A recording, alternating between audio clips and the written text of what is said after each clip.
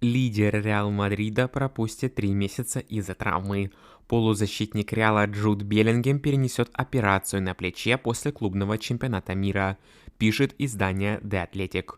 После хирургического вмешательства 21-летний англичанин будет недоступен для игры около 3 месяцев, поэтому пропустит начало сезона. Таким образом, футболист также не сыграет на клубном чемпионате мира, который пройдет с 15 июня по 13 июля в США. Напомним, Беллингем вывихнул плечо в матче против Райо Вальекано в ноябре 2023 года. С тех пор он носил специальную защиту.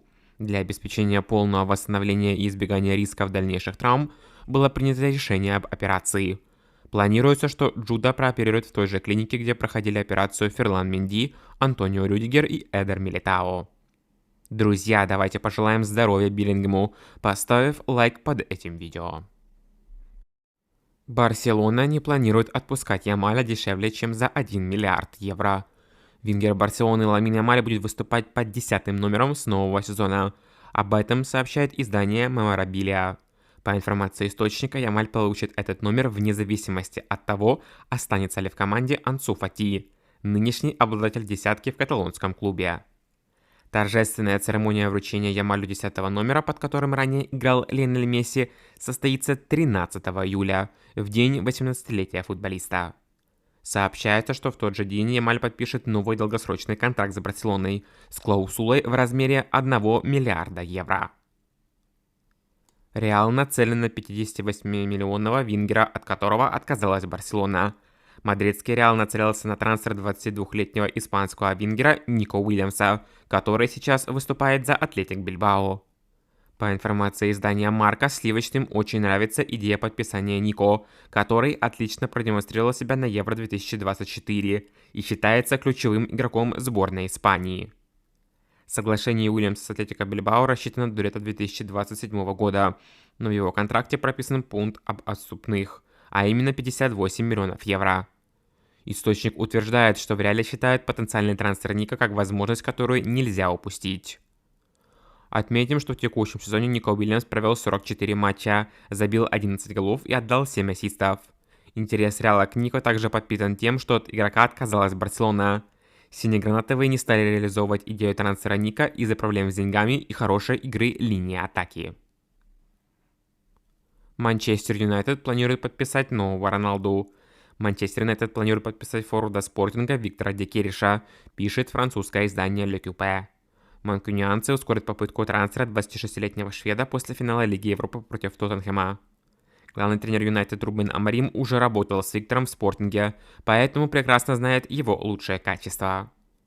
Отметим, что в текущем сезоне Декериш забил 53 гола и отдал 12 ассистов в 51 матче за клуб.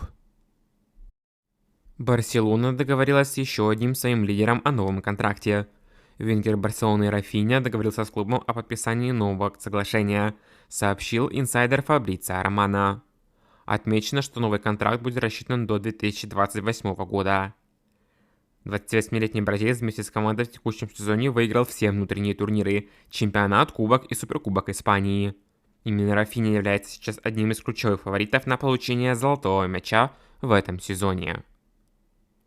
Лука Модрич не готов заканчивать карьеру футболиста. Полузащитник Реала Лука Модрич хочет завершить карьеру игрока только в 2026 году, сообщает издание АС. По данным источника, приоритетом для 39-летнего хорватского футболиста является выступление в следующем сезоне в составе мадридского клуба. Также Модрич хочет принять участие в чемпионате мира по футболу в составе сборной Хорватии. После этого игрок готов завершить карьеру футболиста. Отмечается, что Лука Модрич готов пойти даже на снижение зарплаты в Реале ради продления контракта с клубом. Окончательное решение о продлении контракта с футболистом будет приниматься мадридским клубом уже в ближайшее время. Напомним, ранее была информация, что Хаби Алонсо, который по слухам вскоре должен возглавить мадридцев, попросил клуб продлить контракт с 39-летним Модричем. Бывшего чемпиона Англии обвинили в нарушении финансовых правил. АПЛ предъявила обвинение Лестеру в финансовых нарушениях, сообщает официальный сайт лиги. Отмечено, что клуб подозревается в вероятном нарушении правил прибыли и устойчивого развития английской футбольной лиги в прошлом сезоне. Также клуб обязан предоставить в премьер-лиге свою финансовую отчетность. Клуб также во вторник объявил, что с него сняли все обвинения, ранее выдвинутые Премьер-лигой на сезон ранее в 2023 году. Но теперь Лестер столкнулся с новой судебной тяжбой. Если нарушения подтвердятся, с командой могут снять очки в чемпионшипе в следующем сезоне. Главный тренер Челси раскритиковал УЕФА. Главный наставник Челси Энцо Мареско выразил недовольство расписанием команды перед финальным матчем Лиги Конференции УЕФА с Бетисом. 28 мая лондонцы сыграют против Бетиса в польском Вроцлаве. Перед игрой с испанцами у Челси будет 3 дня на отдых, поскольку в 38-м туре АПЛ аристократы сыграют на выезде с Ноттингем Форест в воскресенье 25 мая. Бетис же свой матч 38-го тура чемпионата Испании проведет на 2 дня раньше, а именно в пятницу 23 мая. Цитируем Мареску. «Я на 100% недоволен, нельзя позволять другой команде иметь на 48 часов больше времени для подготовки к финалу Еврокубка. Или мы должны играть в пятницу, или они должны играть в воскресенье, как и мы.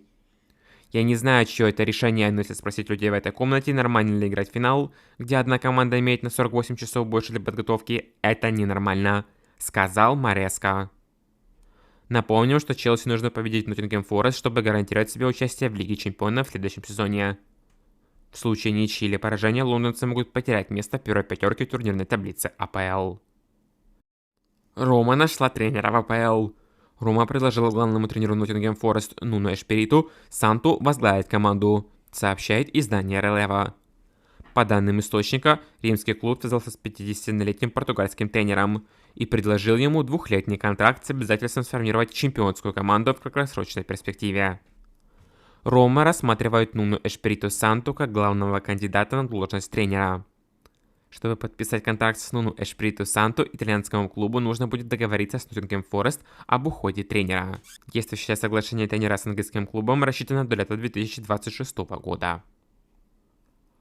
Обладатель золотого мяча вернулся на поле. Полузащитник Манчестера Сити Родри вышел на замену в матче 37-го тура АПЛ с Бормутом. Это была его первая игра после травмы, из-за которой он не мог играть с сентября. Напомним, у футболиста был разрыв крестообразной связки колена. Обладатель золотого мяча получил травму 22 сентября прошлого года в матче 5-го тура Премьер-лиги против лондонского Арсенала.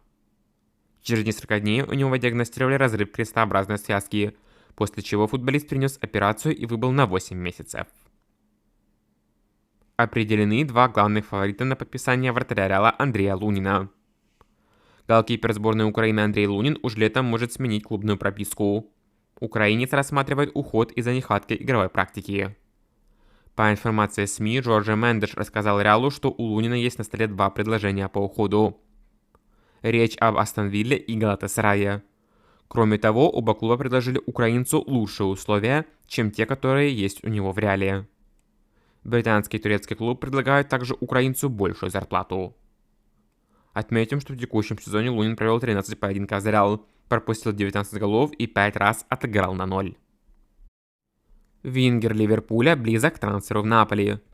Будущее правого полузащитника Ливерпуля Федерико Кьеза находится под вопросом, сообщает инсайдер Николас Кира. По информации источника, 27-летний итальянец может покинуть английский клуб в летнее межсезонье. В последние дни Вингера была предложена Наполи, который собирается усилиться перед стартом в Лиге Чемпионов. Напомню, Ливерпуль купил Кьез летом прошлого года из Ювентуса за 12 миллионов евро. В текущем сезоне из-за травм он провел только 14 матчей, в которых забил 2 гола и сделал 1 ассист. Реал Мадрид объявил о победе в испанской Ла Лиге. Испанское издание АЭС провело исследование, по итогам которого составило турнирную таблицу, если бы в Испании не существовали видеоповторы ВАР. В таком случае королевский клуб обогнал Барселону после 37 туров, у команды было 88 очков, у Барса было бы 80. Это означает, что арбитры изначально выносили некоторые решения в пользу сливочных, но после просмотра ВАР отменяли их. Таким образом, если бы не ВАР, то в Реале считают, что именно они должны были выиграть испанский трофей. Напомним, руководство Реала не раз заявляло о судейских спорных решениях в сторону Барселоны. Но, как показывает эта таблица, похоже, что судьи, наоборот, иногда симпатизировали Реалу, а поэтому настоящее чемпионство Барселоны является вполне заслуженным. Друзья, несмотря за кого вы болеете, ставьте лайк этому видео, если считаете, что Барселона заслуженно стала чемпионом в этом году. А у нас на этом все. Спасибо за ваше внимание. До новых встреч в эфире!